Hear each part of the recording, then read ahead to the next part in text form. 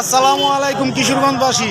ইতিমধ্যে আমাদের মাঝে গাজীপুর থেকে চলে আসছে আমাদের বড় ভাই আওলাদ ভাই।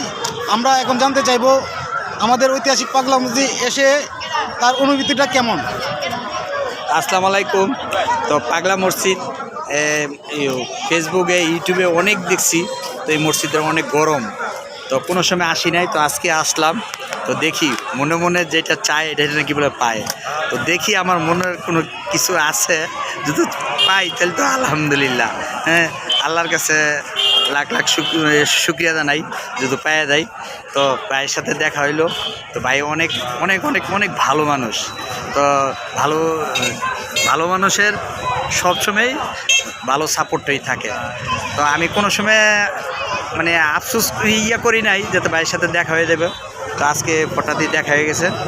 তো আলহামদুলিল্লাহ ভাইও চালিয়ে যাক, আর আমরাও ভাইয়ের সাথে আছি। তো আপনারাও সবাই আমাদের পাশে দেখেন। আসসালামু আলাইকুম। আসসালামু আলাইকুম।